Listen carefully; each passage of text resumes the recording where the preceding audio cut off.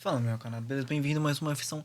E hoje iremos reagir a por que o Brasil não tem bombas atômicas do senhor Ciência, Ciência Todo Dia. Vamos lá. Essa foto é o registro de um momento crucial da história do Brasil. No dia 18 de setembro de 1990, o então presidente Fernando Collor de Mello jogou não uma, mas literalmente duas pás de cal sobre o plano de uma bomba atômica brasileira. O local da ação não foi escolhido ao acaso. O buraco que aparece na imagem é o poço de testes nucleares escavados na Serra do Cachimbo, no sul do estado do Pará. Essa estrutura era parte de um programa secreto criado pela ditadura militar, tocado em paralelo ao projeto nuclear. Que aleatório no sul do Pará. Esse sim bem conhecido, que é voltado à geração de energia. O assunto do vídeo de hoje é um dos pedaços mais obscuros da nossa história e que permaneceu quase 3 décadas na clandestinidade. Ele só foi descoberto depois que o Brasil voltou a ser uma democracia. Como assim ele só foi descoberto? Não sabia que esse treco existia. O Collor simplesmente apagou isso, caralho. 5 anos depois dos militares deixarem o poder. E a notícia virou um escândalo internacional. Mas pouco depois do programa vir à tona, a ação de Collor enterrava tanto de maneira concreta quanto simbólica a busca do Brasil por uma bomba atômica. Mesmo assim, os esforços brasileiros para dominar tecnologias nucleares foi e ainda é crucial para o Brasil enquanto país. Sim, a energia a mais limpa que tem e mais produtiva, melhor, assim, custo-benefício é o nuclear. Não tem nem o que falar. Pode até não se dar conta disso no dia a dia, mas ainda vivemos em um mundo em que tecnologia nuclear é extremamente importante. E quem sabe, eu diria que até fundamental. Desde o bombardeio dos Estados Unidos sobre a cidade japonesa de Hiroshima e Nagasaki no fim da Segunda Guerra Mundial, o mundo nunca mais testemunhou o uso de armas nucleares em combates. Mas nós ainda vivemos na sombra delas. Os 5 países com assentos permanentes no Conselho de Segurança da ONU, os únicos com poder para vetar qualquer propósito com assentos permanentes nucleares em combates. Mas nós ainda vivemos na sombra delas. Eu quero reescutar os isso 5 países com assentos permanentes no Conselho... Porque estes 5 são os 5 países com permanência... com assento permanente na ONU. Porque os Estados Unidos, a Rússia, a China, a França e o Reino Unido, sabe, é tão contradizente. Conselho de Segurança da ONU, os únicos com poder para vetar qualquer proposta ou decisão, são os mesmos 5 países com maior poderio nuclear do planeta Terra. Ah, tá. E isso não é coincidência. E esses mesmos países que monopolizam armas nucleares costumam classificar como ameaças existenciais o possível uso... Então, tipo, eles estão lá, mas porque... Fica aí. Você tem bomba, fica aí, fica aí. Fica aí. Uso ou produção de armas nucleares por nações fora desse círculo. Resumindo, o domínio... Reino Unido... Isso é uma coisa que eu sempre me questionei. A Inglaterra ou o Reino Unido é o país? A Inglaterra é um território dentro do país Reino Unido? O Reino Unido é tipo a União Europeia com o país Inglaterra? O domínio de um país sobre a tecnologia nuclear está diretamente relacionado à sua posição hierárquica em um cenário global... 5.500? Nossa, essas são as 5 mais, velho. Como assim? As que mais tem é 5.500, 5.434 e 600. Cai tanto, assim. As 5 que mais tem, a terceira já tem menos que 1/10, basicamente. Quase 1/10 do que esse daqui tem. Tipo, caralho, não tá muito difícil ser um dos maiores, não, pelo menos. Porque seria difícil se todos eles tivessem 5.000. Aí beleza. Não, daí é só alguém produzir 601. Pronto. Ficou à frente da China. E atrás deles, tipo... Dá um trabalho, mas é muito menos trabalho que eu pensava que seria, tá ligado? Eu pensei que seria... Cada um... Nossa, pra chegar pelo menos em 15 teria que fazer 5.000 e tal. Não. Fazer 601 você já tá lá. Fazer 226 você já tá lá. Que favorece justamente os que já se inseriram nessa ordem mundial atômica. E a essa altura do vídeo, eu imagino que você esteja cheio de perguntas. Qual é a posição do Brasil nisso tudo? O quão perto nós chegamos de ter uma bomba nuclear? Por que Bem nós longe, eu nunca acho. fizemos uma? Olha, quantidade de pessoas. Eu nunca fui aqui, eu acho que eu nunca nem vou. Muitos trampos. Mas se você... Quão perto nós... Tem escada normal e escada rolante, velho. Nós chegamos de ter uma bomba nuclear? Qual será que foi construído primeiro? Por que nós nunca fizemos uma? Mas se você quiser entender o porquê de o Brasil não ter bombas nucleares, nós precisamos voltar no tempo para entender como a maior tragédia nuclear da história mudou o Brasil e o mundo para sempre. É, maior tragédia, né? Não tem muito como falar, né? Não seria tipo Chernobyl, tá? Não, esse aí seria o maior acidente.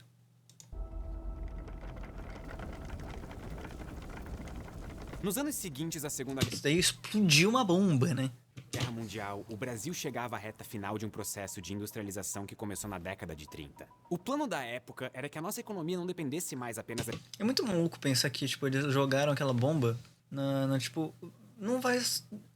Com cálculos eles estavam falando, mano, não vai queimar toda a atmosfera se fazer isso. Vai lá. Vai na fé. Vai na fé.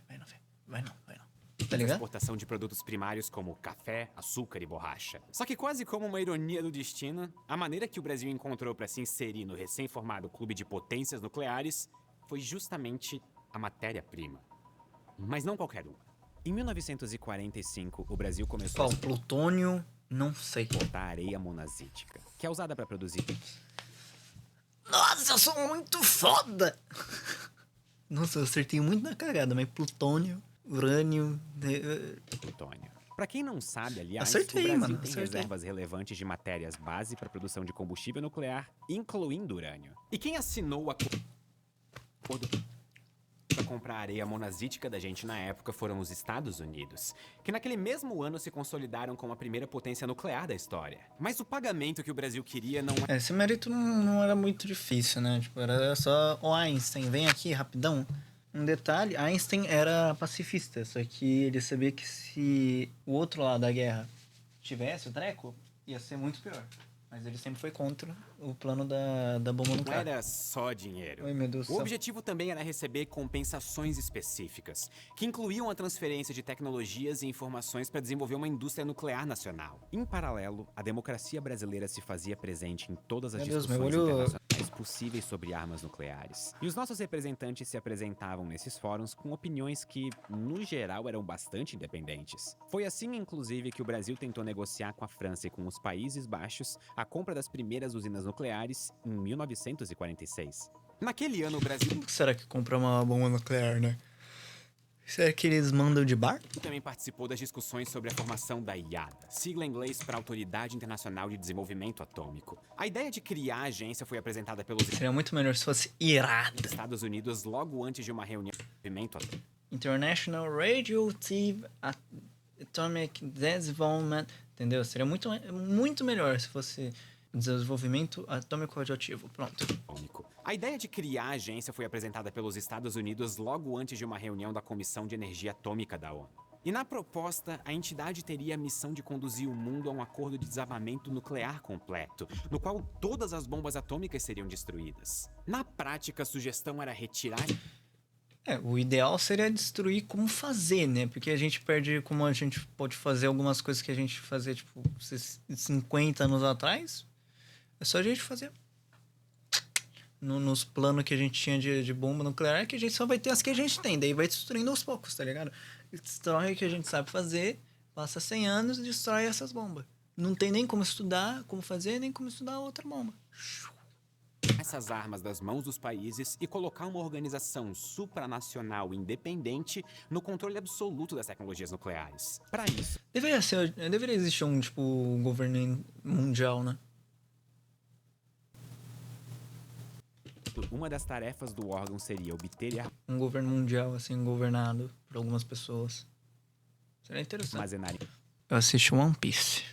É só isso que eu queria falar. informações completas e atualizadas sobre as fontes mundiais de minerais estratégicos para a produção nuclear, como urânio e tório. Mas a proposta nunca foi para frente por discordâncias entre os governos dos Estados Unidos, que ainda era o único detentor de bombas nucleares, e a União Soviética, que um par de anos depois seria a segunda nação a desenvolver armamentos nucleares. E mesmo se houvesse um acordo, a proposta resolveria um problema ao mesmo tempo em que criaria outro.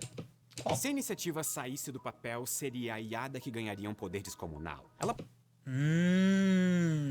Daí quem controlasse a IADA controlasse tudo. poderia negociar o preço que bem quisesse para matérias-primas de armas atômicas e ainda por cima escolher revendê-la para países, entre aspas, de confiança, criando novas desigualdades.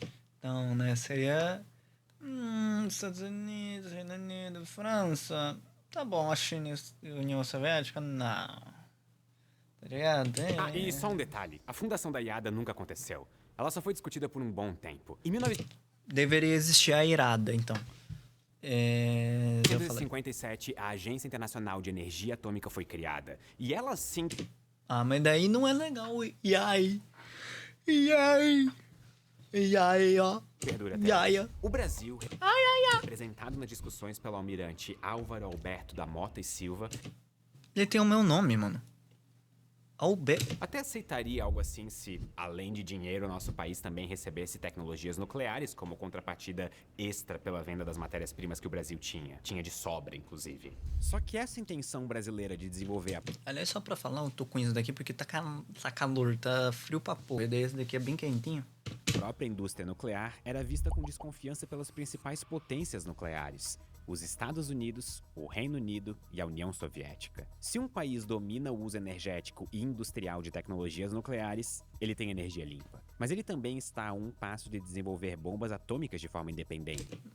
E não era do interesse das principais potências do mundo permitir que um país periférico acumulasse esse poder. Era do interesse delas que qualquer ordem nuclear internacional limitasse a capacidade de novos países se tornarem potências nucleares. E, do outro lado, países com pretensões nucleares não Hidratem-se, água.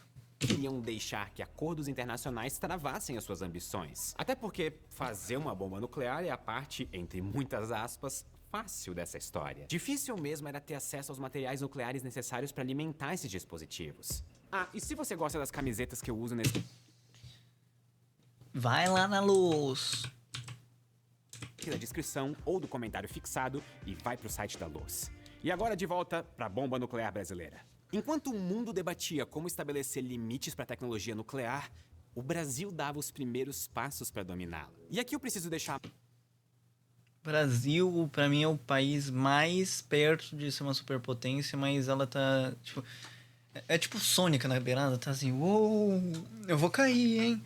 Eu vou cair, hein? Eu vou cair, hein? Olha, eu vou, hein? Eu vou, hein? Tá ligado? Ele tá assim... Uou, eu vou, hein? Olha que eu vou, hein? Olha que eu vou. Tá ligado? Mas nunca cai. Nunca cai. mais claro o que eu quero dizer com dominar Daí tecnologia. vai passando outros países assim. Opa, caí. Ah, eu também vou cair, hein? Olha, olha, me segura. Energias nucleares. O projeto brasileiro era bem objetivo. A intenção era dominar o ciclo de combustível nuclear, que requer 6 etapas, das quais as 2 primeiras o Brasil não teve problemas para executar. A primeira é minerar rochas que contêm urânio. A segunda é filtrar o minério de urânio, ou seja, separá-lo de Basicamente ter o tudo urânio. que não é interessante.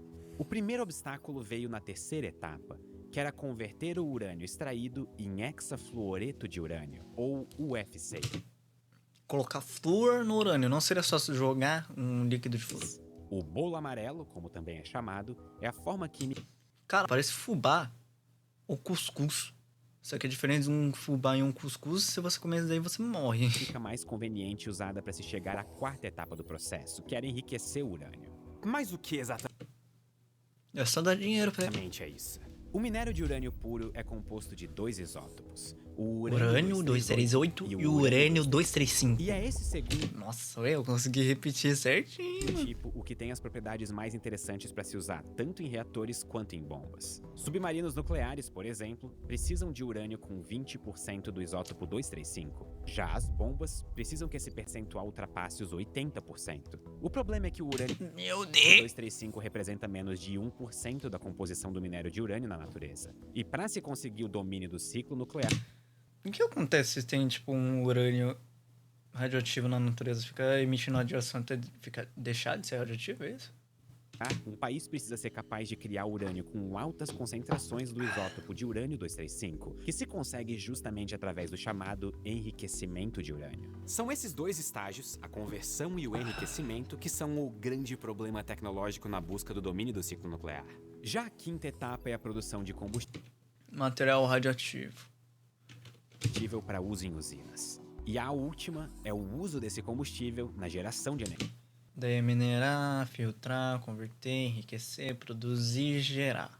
E do gerar, você pega o lixo tóxico que é gerado, daí você separa, usa de novo, né? É assim, né? Um país com a capacidade de executar Ou não? todas essas capacidades é um país que domina o ciclo de energia nuclear. E essa indústria abre as portas para diferentes... Ironicamente, alguns países têm, tipo... Acho que nenhum país no mundo, talvez o Brasil só, né? Domina inteiro, eu acho. Tipo, só domina alguma etapa, tipo a etapa 6.5 ou 1.2. Tipo, Não tem um meio em todo, sabe? Aplicações dessa energia, como em submarinos e bombas nucleares, e permite até mesmo a exportação. Quando eu digo isso, eu tô dizendo, tipo, muitos países, sei lá, a França, que tem bomba nuclear, não usa reator nuclear, usa ainda muito carvão, muito gás natural, essas coisas assim. Combustível nuclear. Só que dominar esse ciclo não é nada fácil. Os Estados Unidos foram os primeiros, em 1945, Ah, então eles usaram a energia.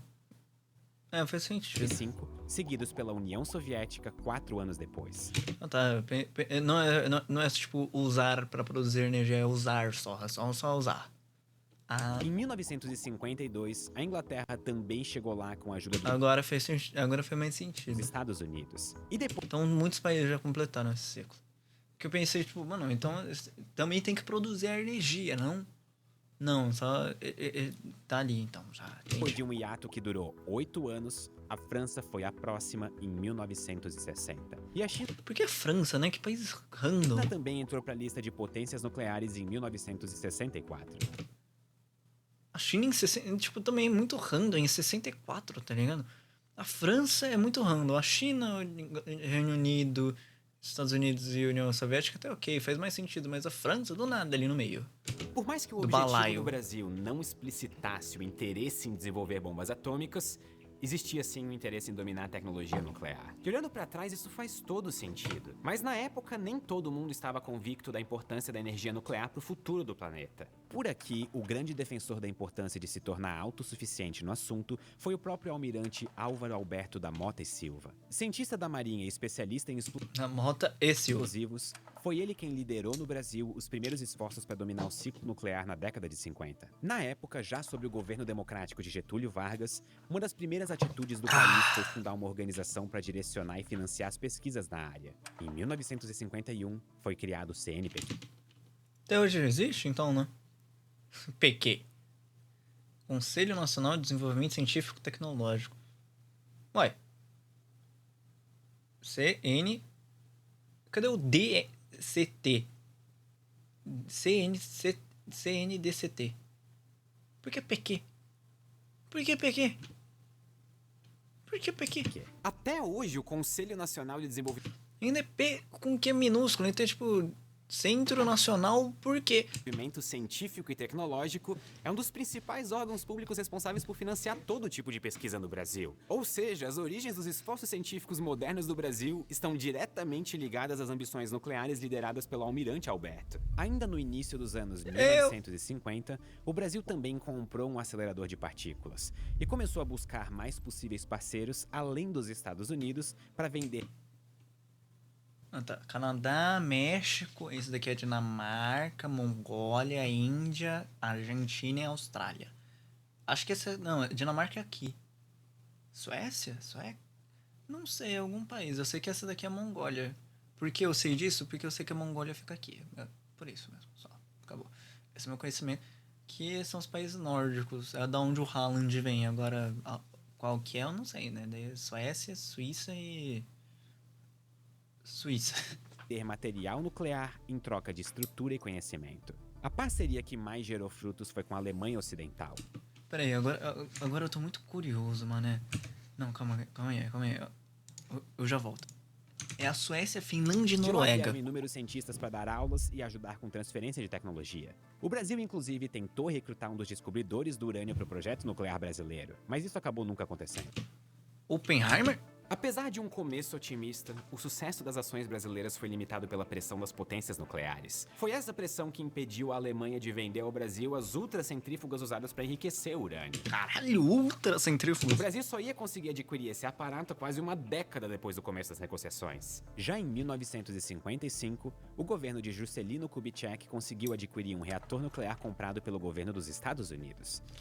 Uma coisa que não tem como negar é que o Kubitschek avançou o país, né? Mas ele afundou ao mesmo tempo. Além disso, os institutos de pesquisa estavam avaliando a ideia de produzir reatores de urânio puro, que não precisam de urânio enriquecido ou de tecnologia nuclear avançada para serem implementados. Era o quê? Reatores de urânio puro, que não precisam de Reatores de urânio puro, não precisa enriquecer? urânio enriquecido ou de tecnologia nuclear avançada para serem implementados. Como se desenvolve a produção de plutônio e urânio 235? Daí tem, tipo... Aqui todo jornal tá escrevendo, assim, para as pessoas, normal, assim. Ah, então é assim que eu faço uma bomba nuclear. Um deles acabou sendo comprado pelo Brasil junto com a França. Na política internacional, o Brasil mantinha uma posição pró-desarmamento nuclear, desde que isso não impedisse de avançar nos chamados projetos pacíficos. Tipo energia, eu não sei outros que dá para ser usado, sei lá.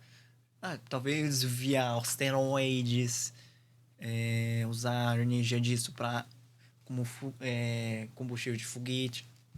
Mas isso não era muito bem visto pelas potências nucleares, especialmente depois da crise dos mísseis de Cuba em 1962. Cubinho.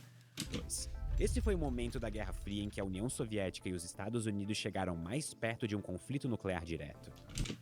Se não me engano, nesse momento chegou a 5 segundos para meia-noite no relógio do apocalipse, do dia final.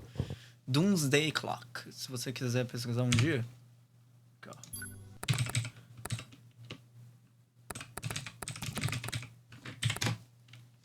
Doomsday Clock. É o relógio do fim do mundo. Relógio do juízo final. Daí, quanto mais perto ele estiver, mais perto a gente tá do fim dos tempos. E a gente tá bem perto em 2025, 2020, 2023, aqui ó. Aqui ó, 53. No treco de mísseis de Cuba, se eu não me engano, ficou muito, muito perto aqui, ó. É interessante você ver sobre isso. Depois do episódio... Nossa, olha que curioso. A gente em 2020 estava mais perto do que quando os Estados Unidos testaram a primeira bomba de hidrogênio. Caralho. E que outro país das Américas tivesse armas nucleares virou uma pauta importante política na Casa Branca. Mas mesmo assim, o Brasil avançava nesse sentido. Não existem evidências de que o governo desejava uma bomba nuclear. Mas os equipamentos adquiridos nos anos 50 poderiam ser empregados para a produção de armas nucleares. Isso levantou preocupações... a famosa frase, a ferramenta não pode se ocupar a ferramenta, mas quem a usa. Um carro é uma arma. Você pode utilizar tanto para se locomover, tanto para andar na calçada e matar gente. Principalmente nos nossos vizinhos mais próximos, como a Argentina. Mas a guinada do Brasil para perseguir a bomba atômica acontece de fato com o golpe militar. Em 1964, o Brasil se tornou uma ditadura. E um ano antes do meu pai nascer. A cultura democrática trouxe uma série de mudanças. Literalmente, meu pai nasceu basicamente junto com a ditadura militar. Essas políticas internas e externas, já que, no contexto da Guerra Fria, o governo de generais era completamente alinhado... Eu só sei que acabou... Eu sei de cor quando acabou, que foi em 1985 foi quando acabou a ditadura militar, porque foi quando meu pai tinha 20 anos. Estados Unidos. O que a gestão de João Goulart... Logo 65 mais 20, 85. Tinha sido. Inicialmente, esse alinhamento parecia indicar que o Brasil aceitaria um acordo que limitasse as suas capacidades nucleares. Exatamente como os primeiros tratados de não proliferação nuclear, que começaram a ser escritos em 1965. Assinar um TNP significaria congelar os avanços nucleares do país para qualquer finalidade. Se o Brasil assinasse o tratado, as exigências de vigilância internacional tornariam quase impossível chegar ao domínio do ciclo nuclear. Só que, contra todas as expectativas, o Brasil se recusou a assinar o TNP. Não, pera o quê? Chapei muito, calma aí, meu cérebro chapou. Que a gestão de João Goulart não tinha sido. Inicialmente, esse alinhamento parecia indicar que o Brasil aceitaria um acordo que limitasse as suas capacidades nucleares. Exatamente como os primeiros tratados de não proliferação nuclear, que começaram a ser escritos em 1965. Assinar um TNP significaria congelar os avanços nucleares do país para qualquer finalidade. Se o Brasil assinasse entendi agora. As exigências de vigilância internacional tornariam quase impossível chegar ao domínio do ciclo nuclear. Só que, contra todas as expectativas, o Brasil se recusou a assinar o TNP. Apesar da ditadura ter rompido com várias práticas anteriores, a posição sobre tratados de não proliferação continuou a mesma. O Brasil só assinaria um acordo assim caso tivesse garantias de que poderia continuar o estudo e o uso pacífico de tecnologias nucleares de forma independente. E o argumento brasileiro era o seguinte: faz sentido, né? Um acordo de não proliferação precisava ser um ponto de partida para países em desenvolvimento dominarem a tecnologia, e não um ponto final para garantir a hegemonia nuclear às nações que já tinham essas bombas. Não assinar o tratado faz muito sentido. Foi um desafio e tanto. porque significava abrir mão de uma certa boa vontade da comunidade internacional. E isso forçou o Brasil a ser mais independente nas escolhas sobre como desenvolver tecnologia nuclear. A saída foi procurar cooperação em outros países que também se opuseram ao acordo, como a Índia e a África do Sul. Só que o resultado dessas parcerias foi bem limitado. Mesmo assim, dominar o ciclo de produção Porque a Índia e a África do Sul, né? Não são os melhores países em tecnologia do de mundo. combustível e energia nuclear A Índia e a África do Sul até que é, né? ainda era a grande meta do projeto brasileiro. Por isso, enquanto buscava aliados no exterior, o governo militar tomava, em 1968, a decisão de construir a primeira usina nuclear do país em Angra dos Reis, no sul do estado do Rio de Janeiro. Mas as pretensões do Já tem a Angra 1 e 2 e 3, né? Tem uma amiga que os pais trabalham lá. Brasil foram afetadas a partir de 1974. Naquele ano, a Índia realizou o teste de uma bomba nuclear, a Smiling Buddha. E isso aumentou a pressão para que Nossa, que nome merda, perdão. Mas tipo, você vai dar um nome de uma arma de destruição pro seu principal deus da principal religião do seu país. Buda sorridente. Não sei se é muito inteligente. países assinassem É tipo a gente dá o nome de uma bomba nuclear de Jesus Cristo sorridente. Meu Deus, é de um mau gosto. o Tratado De qualquer deus, aliás. de não proliferação. A pressão chegou ao ápice em 1975, quando uma reportagem no jornal The New York Times acusou o Brasil de loucura nuclear depois de o país Ai, tomar no seu. tentar comprar a tecnologia da Alemanha Ocidental. Essa negociação também era vista como uma falha no Ah, tá, é aqui. tratado, já que o país europeu era signatário do TNP, mas o Brasil não. O presidente americano da época, Gerald Ford, não desconfiava tanto do Brasil e estava disposto a manter uma cooperação nuclear limitada com o nosso país. Mas ele sofria uma oposição pesada no Senado, liderada por Jimmy Carter, que viria a sucedê-lo no comando da Casa Branca. No primeiro ano de mandato dele, em 1978, a CIA publicou um relatório sobre as capacidades nucleares da América Latina, sugerindo Que filhos da que puta. Argentina e Brasil poderiam chegar a ter as próprias bombas em um período de até 5 anos. E a partir dali, E a partir dali, os Estados Unidos deu o cu pro Brasil pra não ter. impedir que o Brasil e outras nações avançassem nas agendas nucleares virou um ativo eleitoral para o Carter. Ele chegou a propor que fosse proibida qualquer venda de tecnologia nuclear para países não signatários do TNP. A pressão do Carter fez com que fosse Ué, mas de qualquer forma, antes já também não era o filho da puta. Que porra é essa? Ah, você é o signatário do TNP. Você não pode comprar coisas nucleares. E você não assinou o TNP, você também não pode. Só eu posso. A bola é minha, a bola é minha. proibida a venda de urânio para o Brasil abastecer a usina de Angra 1. O urânio prometido pelo governo americano só ia chegar 5 anos depois do previsto. O projeto nuclear brasileiro ganhou atenção da pior maneira possível. Não existia mais qualquer forma do país dominar o ciclo de combustível nuclear por meio de cooperação externa. Então, sem alternativas, a ditadura militar decidiu começar um projeto completamente próprio. E o principal, ele era secreto. Em 1978, o Brasil começou a investir no que ficou conhecido como Programa Paralelo. A iniciativa foi organizada pelos militares, mas contou com a colaboração de instituições de pesquisa civis, como o Instituto de Pesquisas Energéticas e Nucleares de São Paulo. O objetivo era o domínio O que será que eles vão fazer, né? completo do ciclo de O que será? combustível nuclear sem depender de favores externos. Com isso, o Brasil seria capaz de alcançar qualquer tecnologia nuclear que quisesse. E o plano era chegar a esse estágio trabalhando simultaneamente em diferentes subprojetos. O projeto Remo tinha como objetivo desenvolver um mini reator para um submarino nuclear cujo casco seria construído pelo Projeto Chalana. Mas Xalana. o pulo do gato foi o Projeto Ciclone, que visava desenvolver supercentrífugas para enriquecer urânio. O primeiro fruto veio em 1979, quando o Brasil aprendeu a produzir o hexafluoreto de urânio em escala industrial. Em temperatura ambiente, esse composto apresenta uma cor amarela bem típica, motivo do apelido de yellow cake, ou bolo amarelo. Por que bolo? Essa é a única questão que eu tenho. Por que bolo? E quando aquecido a mais de 57 graus Celsius, o que era um bolo vira um gás amarelo que permite enriquecer o urânio com o uso de supercentrífugas. Mas aqui tem um detalhe importante. Lembram quando eu falei dos 2 tipos de urânio que existem dentro do urânio? Nós temos o 238 Ué, e cadê o 237, 236? e o 235. O primeiro é estável, mas ele não é tão eficiente. Já o segundo é bem mais escasso, mas também é o responsável pelas reações nucleares mais intensas. Então, você pode já mexer um pouquinho mais, só que ele produz menos. E o outro, você encontra um a cada 1000, só que... O que determina a diferença entre os dois é o número de nêutrons no núcleo de cada um. O urânio-238 tem 146 nêutrons e o urânio-235 tem 143. Essa diferença de 3 nêutrons que torna o urânio-235 mais instável e apenas 1,27% mais leve.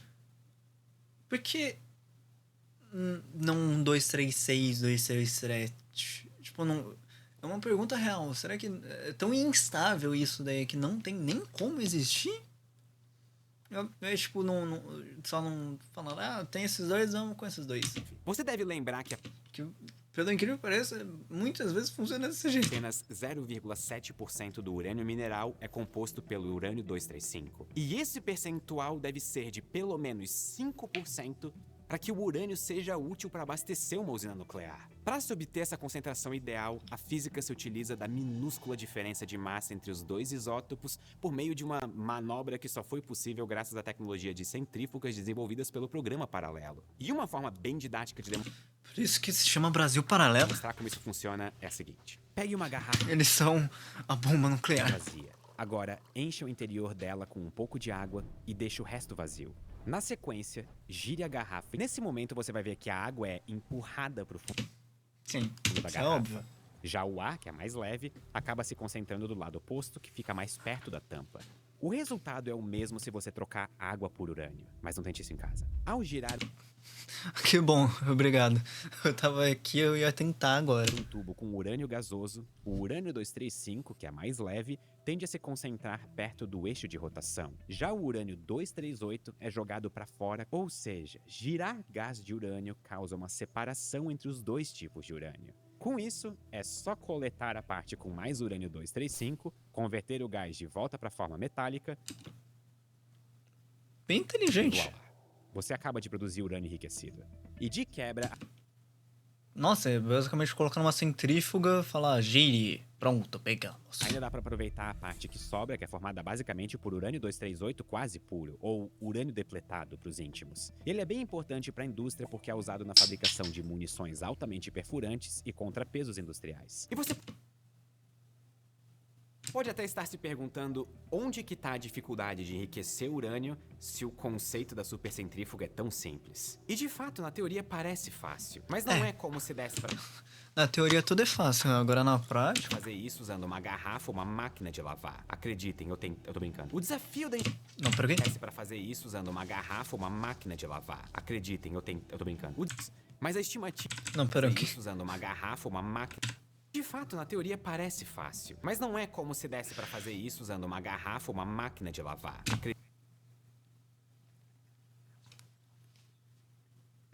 Eu tô pensando, tipo, uma pessoa, assim, no meio do Acre, jogando uns urânio, assim, em cima da roupa. Só brilhando toda a roupa.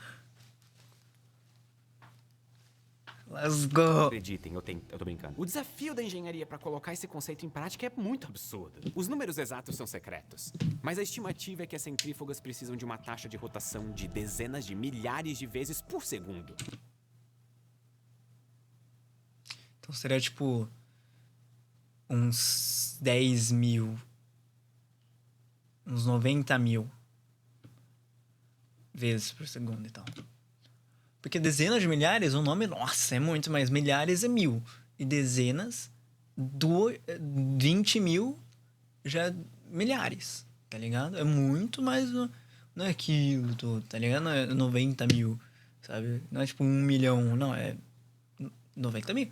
Não é à toa que elas são chamadas de supercentrífugas. Essa frequência é tão Faz alta sentido. que ela produz energia o suficiente para gerar uma força na ordem de milhões de vezes a gravidade da Terra. E se você está achando que essa história de projeto nuclear secreto parece muito Tipo, ele produz uma gravidade tão forte que...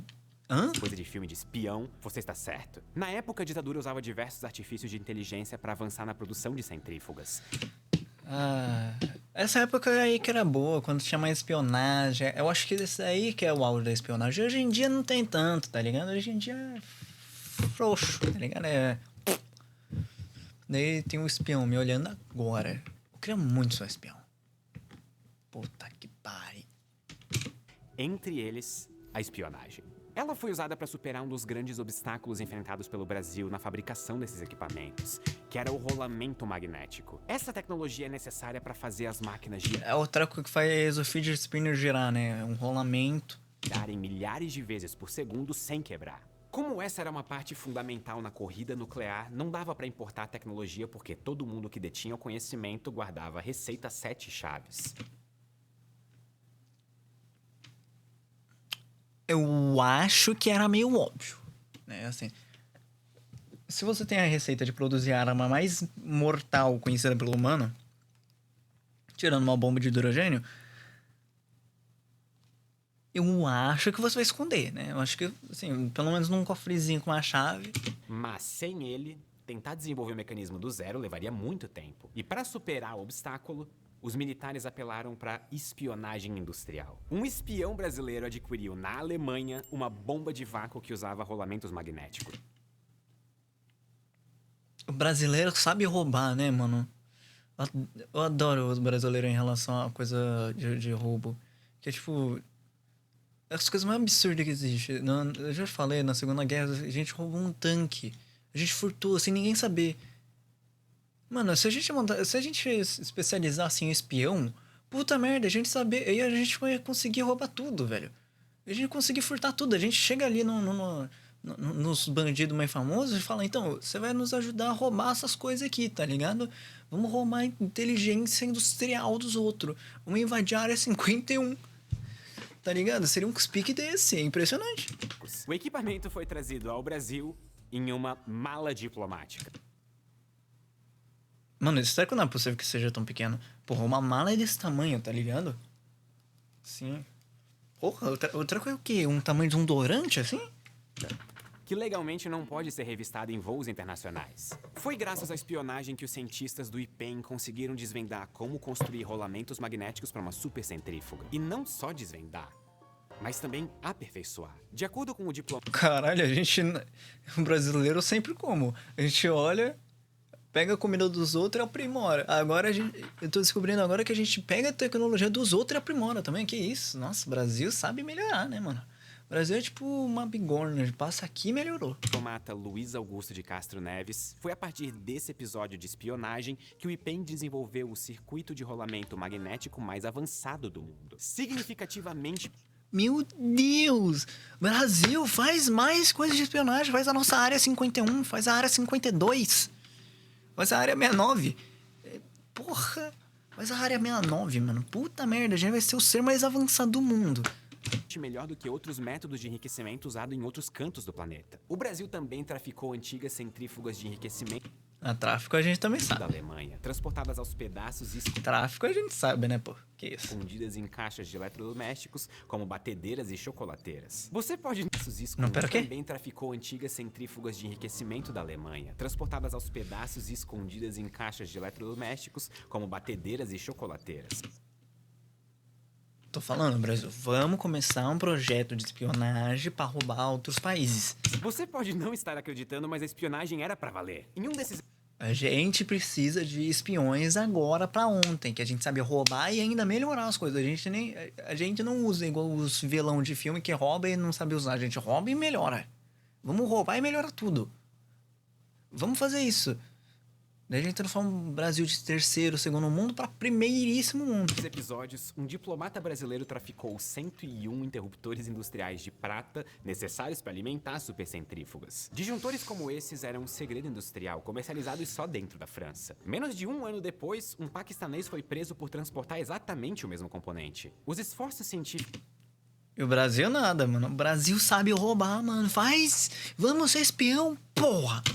combinados com a atuação dos Que agentes futebol porra nenhuma, eu quero roubar outros países. da inteligência vieram a dar frutos na Seria muito bom, tipo, sei lá, a ONU, de alguma forma, ver se ele me prende, tá ligado?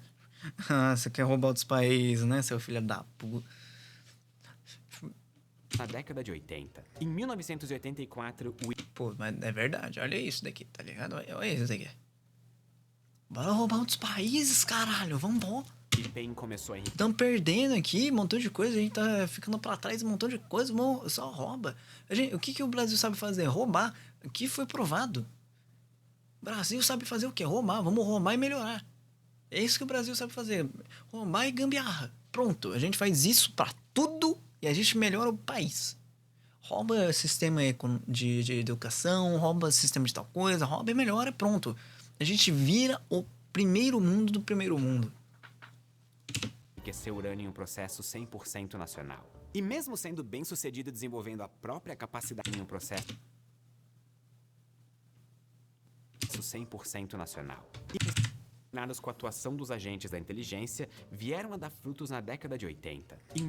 Os caras foram inteligentes, hein? Em 1984, o IPEM começou a enriquecer urânio em um processo 100% nacional. E mesmo sendo bem sucedido desenvolvendo a própria capacidade de produção nuclear, o Brasil não desistiu de buscar parcerias internacionais. Duas foram Que parceria? Vamos roubar. especialmente notáveis. A primeira delas aconteceu entre os dois maiores países latino-americanos.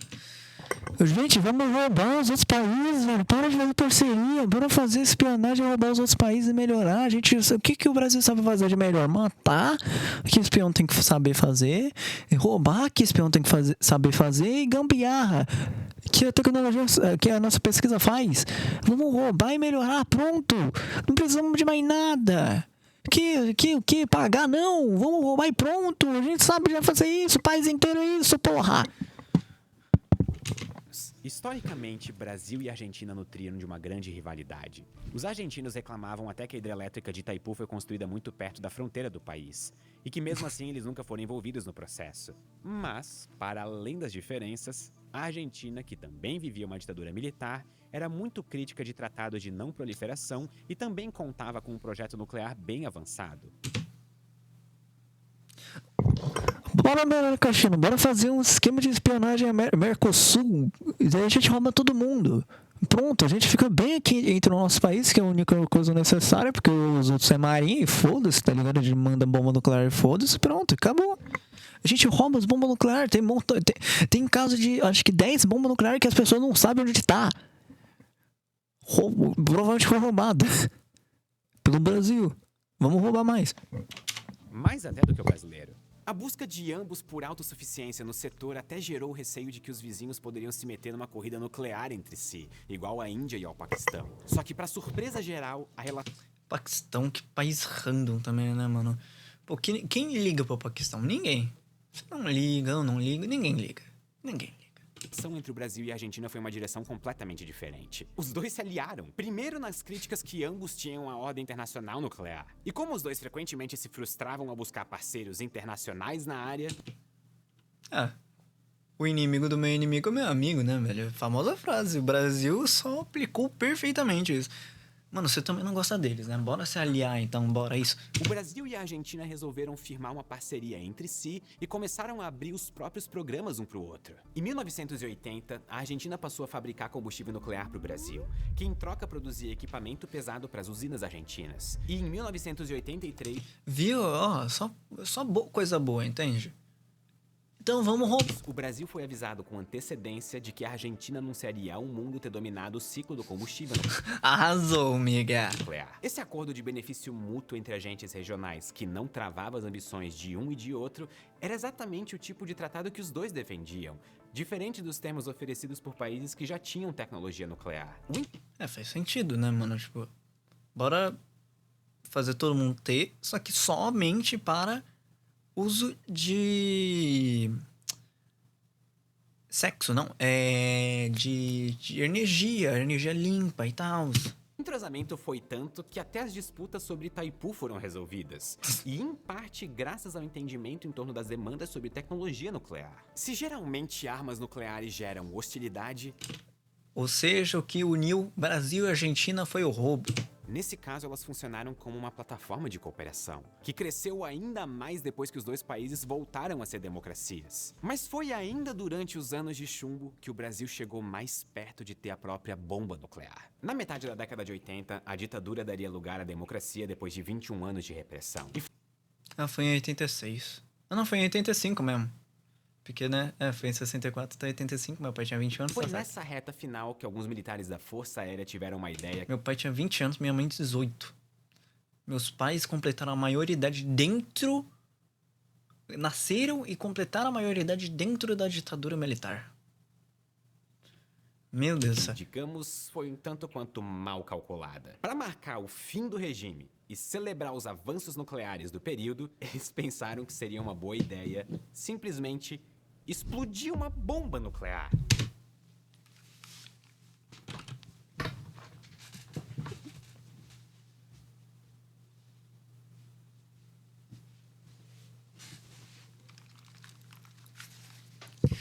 Que porra é isso? Que caralho de inteligência do nada é essa? Volta na ditadura. Pelo amor de Deus, que porra é essa? Entrou democracia. Democracia não é, pelo menos. Que porra é essa? Vai tomar no cu. A gente conseguiu completar o treco inteiro. Vamos fazer o quê? Em vez disso, não expor pro mundo inteiro, bora explodir uma bomba, caralho. Puta que pariu, velho. É tipo como se fosse na Casa de Papel 1. Em vez de eles terem começado o roubo e anunciado, não, eles tivessem lançado aqueles flares, tá ligado? Aqueles trecos que sai luz pra caralho, vermelho, de emergência. Você falando com uma mensagem: a gente vai roubar um banco da Casa da Moeda da Espanha. Puta que pariu! Vamos tomar no cu! Eu não vi tudo de caralho até agora!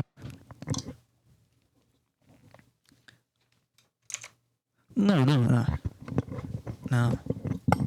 Que porra é essa, velho? Nossa, a gente tava inteligente até agora. A gente tava roubando e melhorando, fazendo o que o Brasil sabe fazer melhor. Daí a gente fez o quê? A gente fez o que o Brasil sabe fazer melhor também. Fazer merda. Vai tomar no cu. Ah, se fuder. Caralho, democracia é um erro mesmo, pelo visto. Porra, que merda é essa? Saiu a ditadura, começou... Fizeram o quê? Explodiram uma bomba.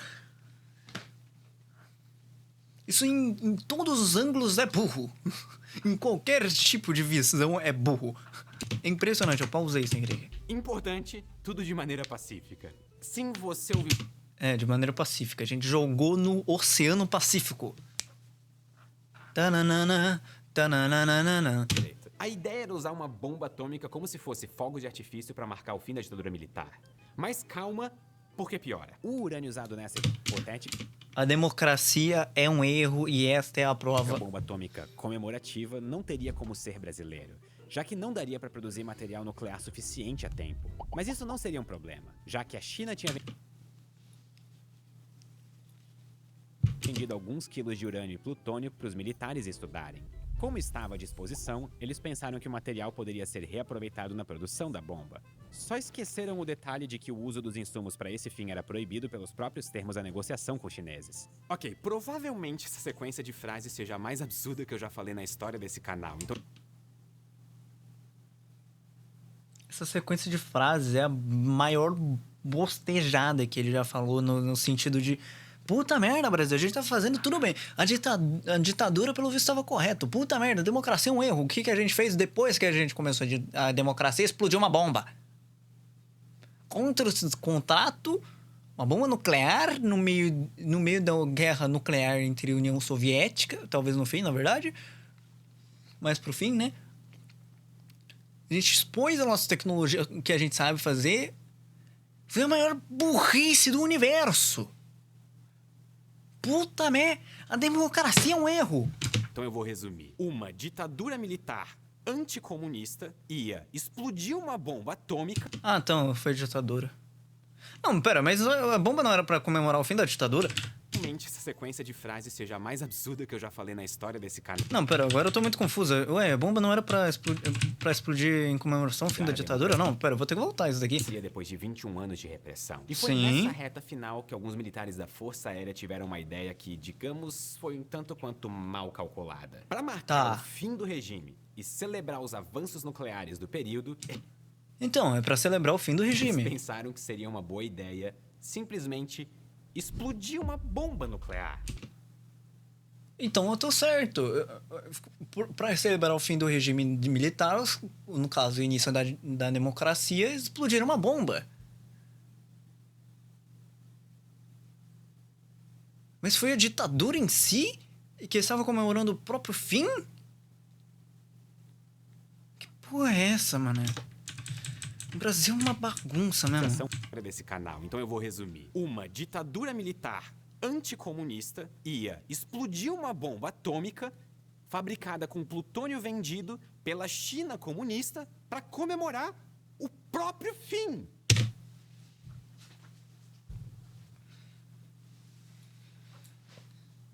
O Brasil é um erro.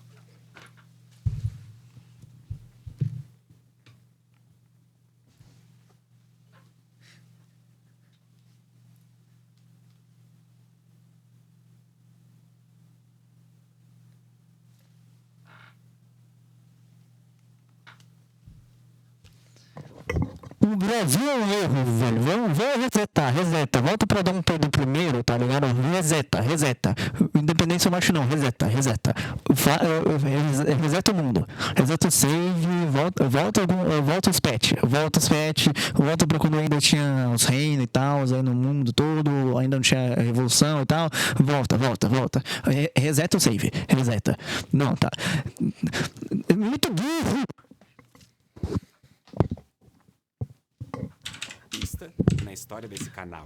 Eu quero que todo mundo preste atenção nessa frase. Então eu vou resumir. Uma ditadura militar anticomunista ia explodir uma bomba atômica fabricada com plutônio vendido pela China comunista para comemorar o próprio fim.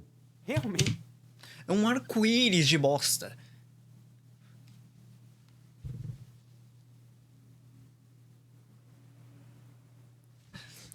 O Brasil é um erro, não é a democracia, pelo visto. Nem a ditadura. É o Brasil mesmo. O Brasil é o problema. Puta merda. Vai tomando... Que porra é essa? Não.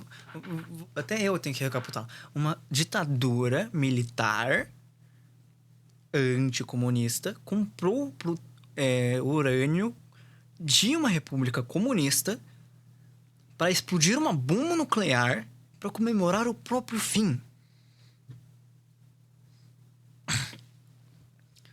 Vocês entendem quão torto essa frase é?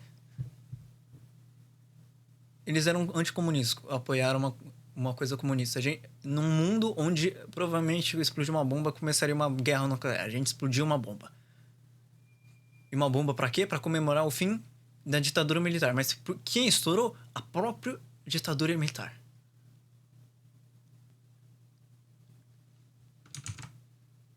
Não, pera. Não, calma. O Brasil é um erro.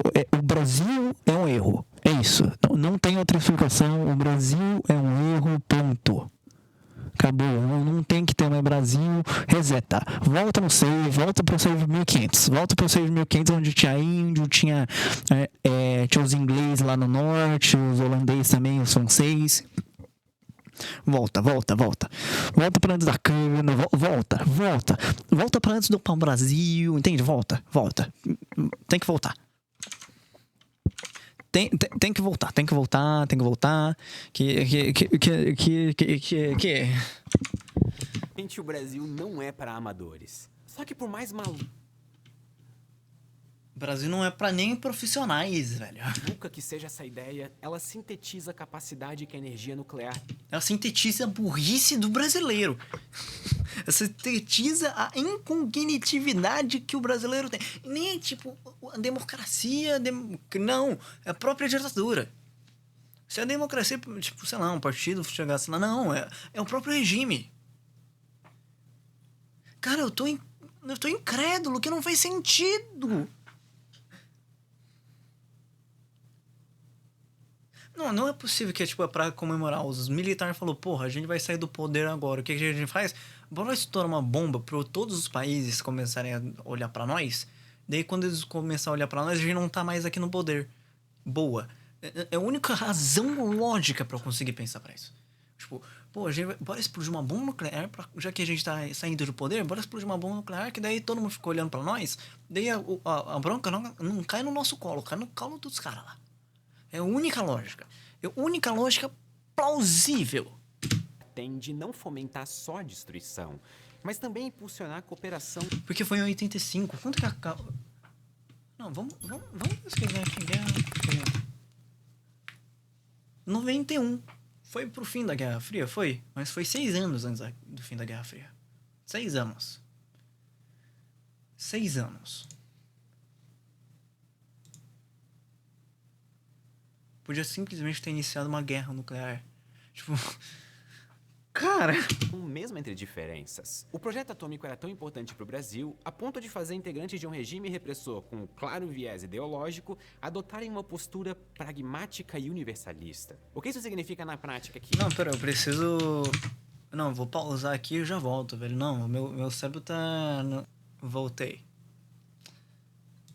Nada aconteceu. Ela sintetiza a capacidade que a energia nuclear tem de não fomentar só a destruição, mas também impulsionar a cooperação mesmo entre diferenças. O projeto atômico era tão importante para o Brasil a ponto de fazer integrantes de um regime repressor com claro viés ideológico adotarem uma postura pragmática e universalista. O que isso significa na prática é que, se você tivesse tecnologia nuclear para oferecer, a ditadura aceitaria trabalhar com você, não importa quem você seja. Isso quer dizer, então, que a ideia de explodir uma bomba atômica em 1985 era boa? Não. Não.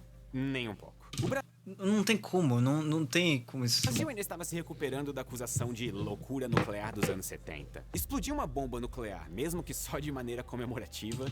Seria a maior burrice de todas. E eu não acredito que eu tive que dizer isso em voz alta. Nuclear, mesmo que só de maneira comemorativa... E eu não acredito que eu tive que dizer isso em voz alta. Eu não acredito que alguém teve que dizer isso. Eu não acredito que alguém teve que aconselhar isso. E a validar décadas de suspeitas internacionais de que o Brasil buscava armas nucleares e não o uso pacífico de energia. Felizmente, cabeças frias prevaleceram. Obrigado. Em 15 de março de 1985, José Sarney assumiu a presidência da República sem que uma bomba nuclear explodisse no meio. Não precisa voltar. Não precisa sim, bora resetar. Que um país que teve essa ideia não tá bem da cabeça. Vamos resetar, reseta de qualquer forma, reseta, volta tudo, volta no safe, volta. Que tá muito ruim. Mesmo dia. Vocês conseguem imaginar o Sarney fazendo o primeiro discurso como presidente civil em mais de 20 anos, com uma nuvem de cogumelo gigantesca no fundo?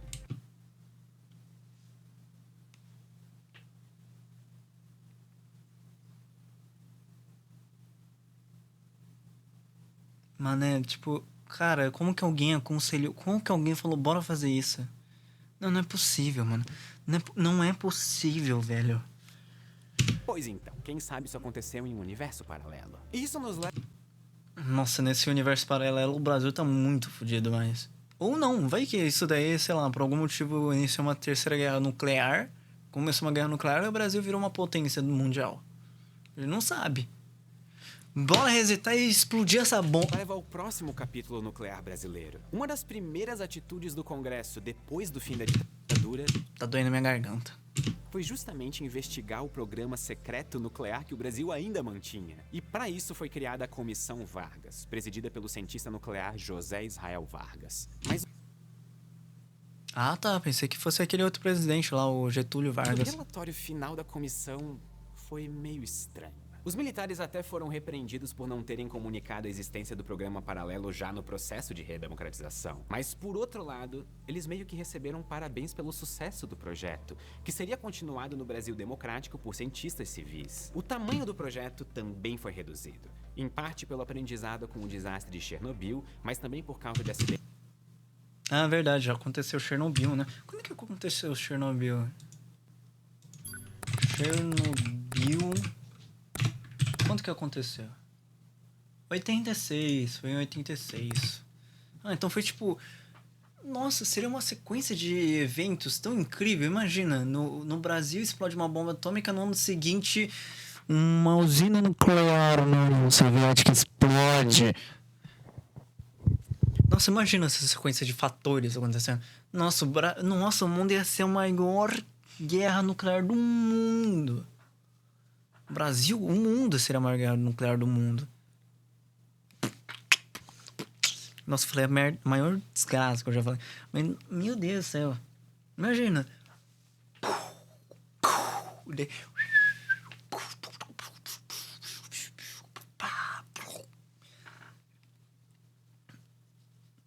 Nossa, não seria legal, né? acidentes radiológicos como o Césio-137 em Goiânia. Mas como as capacidades... Mas também por causa de acidentes radiológicos como o Césio-137 em... Ah, também teve esse caso, né? O Césio-137, o caso, o Chernobyl brasileiro. Em 87. Nossa, teve 3 casos. Imagina esses 3 casos subsequentes. Explosão de bomba nuclear no Brasil. Explosão de usina nuclear lá em Chernobyl e daí explode aqui. Nossa, o Brasil acho que ia ser atacado, mano. Na moral, tipo... Porra, mano, vocês explodiram uma bomba nuclear.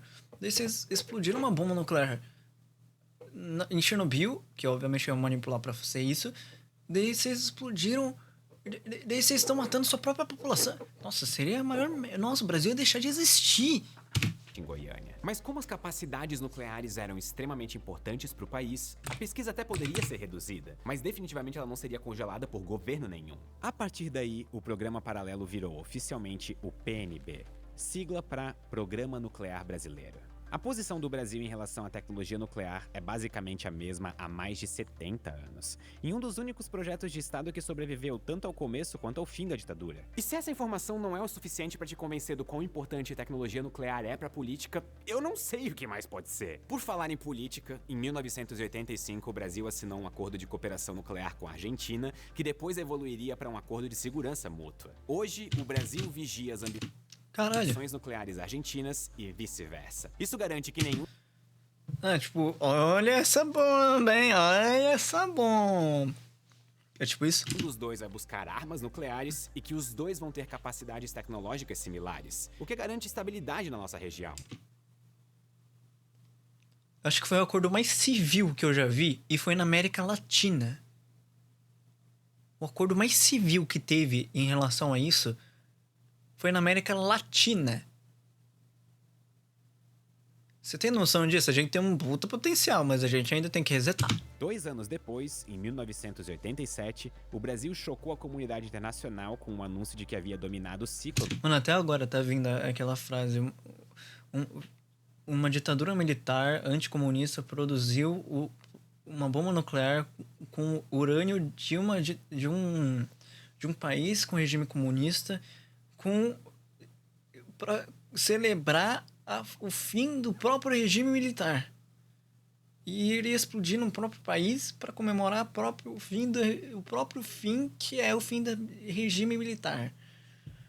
Mano, essa daqui... Mano, isso não fez nem sentido, não dá pra colocar uma frase. Nuclear, incluindo a tecnologia de supercentrífugas para enriquecimento de urânio. E a reação a esse anúncio ilustra o quão... Nossa, dá pra ler tudo aqui, olha. Ozil. Ó, já tinha o nome Bostil aqui, ó. Bostil. At Brasils. Ah, tá. Na gringa, então. Até que, na verdade, uma curiosidade, até nem tanto tempo atrás, se não me engano, ainda se escrevia Brasil com Z. Então, eles estragaram nossas vidas colocando um S, porque, porra, era muito mais fácil só colocar Z onde tem casa com Z. Pronto, acabou. Fácil. Tá ligado? Usa o S só pra S, usa o Z só pra Z, exclui, coloca o C só pra K, que é aqui, exclui o K e pronto, tá ligado? Exclui o J também, coloca o G, já, G, pronto. E coloca o J pra já, G, Joju, o G pra H, G, e pronto, tá ligado? Não precisava de tanta lei, mano, tanta regra. Puta merda, e eu que sei escrever bem? É uma desgraça, nossa.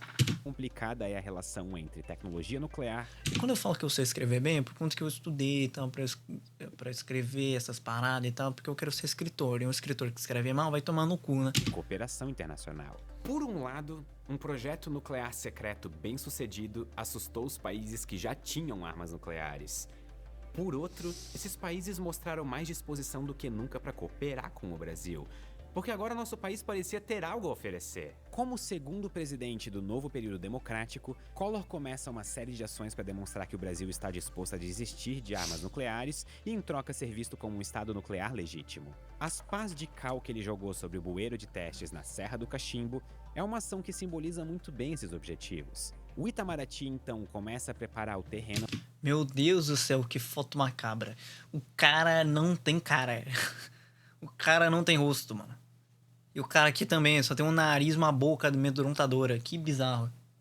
o Brasil finalmente assinar o Tratado de Não Proliferação em 19... Será que aqui já tem um Brasil? Ah, não, eu já escrevia do jeito errado. Aqui, ó, Brasil. Aqui, ó, Brasil. Mano, seria tão mais fácil, tá ligado? A gente coloca, sei lá, o C também pra outras coisas, sei lá. Ou exclui o C também, exclui, pronto. Não tem outro... Não, K... Não tem, pronto, 1998, porque agora o país já conseguia produzir combustível nuclear. Logo, os impeditivos para se desenvolver a tecnologia já não eram mais uma questão. Tanto é que o Brasil virou exportador de combustível e desenvolveu o próprio submarino nuclear. Bombas Álvaro Roberto! atômicas estão entre virou exportador Eu gosto que tem uma wiki disso, tá ligado? Então é realmente bem... Tem que ser aberto, no caso. de combustível e desenvolveu o próprio submarino nuclear. Bombas atômicas estão entre as tecnologias mais perversas já inventadas pela humanidade. Mas é preciso cuidado ao atribuir esses horrores à energia nuclear como um todo. Se a história... Muito interessante que, tipo, todas as armas mais perigosas que a gente tem no pensamento comum, muito provavelmente o início da criação delas não foi nem pra realmente morte, tá ligado? Ou pelo menos o criador não era pró-morte. Tipo, o Einstein era pacifista, por exemplo, e ele criou a bomba nuclear, basicamente. E o criador da dinamite, o Nobel, ele também era pacifista. Ele criou a dinamite pra abrir terreno, não pra matar gente também. Tipo, tá ligado? A nuclear do Brasil nos ensina alguma coisa, é que ela pode sim ser fonte de conflito, mas também de cooperação. Foram as ambições nucleares brasileiras que incentivaram a fundação de um dos órgãos mais importantes para a ciência do nosso país. Foi a abertura diplomática em busca de parcerias nucleares que aprofundou nossas relações bilaterais com diversos países e até resolveu profundas disputas sobre Itaipu com nosso maior e mais importante vizinho. No nosso mundo, a tecnologia nuclear é um ponto central, e o Brasil passa longe de ser um país perfeito. Mas a nossa história nessa área mostra que nós somos capazes de criar o nosso próprio futuro nos nossos próprios termos. Então, né? Mas o Brasil... No caso, não nos nossos próprios termos. A gente tem que roubar os outros países e melhorar. Mesmo nos momentos de maior tensão, nós somos capazes de escolhas que não usam nossas diferenças a favor do conflito, mas sim da união. E eu acho isso poético. Espero que essa história tenha cativado vocês. Muito obrigado e até a próxima. Então, eu vou te esperar aqui. Então, a lição que fica desse vídeo é: se não der pra resetar o Brasil por conta de uma decisão de uma decisão que não fez o mínimo sentido, que é fazer uma bomba nuclear, um regime militar anticomunista compra plutônio de um regime chinês comunista para produzir uma bomba nuclear para explodir e comemorar o próprio fim. Se você sente lógica nessa frase, refaz essa frase e vê se tem lógica mesmo. Se tiver de novo, vai fazendo até não ter lógica, porque não é pra ter. E caso não dê pra resetar, bora fazer espionagem e roubar os outros, porque pelo menos isso daí a gente tá fazendo bem. Nisso daqui eu só vi. A gente roubou de uma forma foda e melhorou. Bora roubar e continuar roubando e melhorando. Vale mais a pena, tá ligado? É de graça. É de graça. É de graça. Então é isso, minha macarronada. Eu gostei muito desse vídeo. E eu acho que é só isso mesmo. Até a próxima refeição, que eu não sei quando vai ser, porque tá meio irregular todas essas coisas. Mas é. Falou.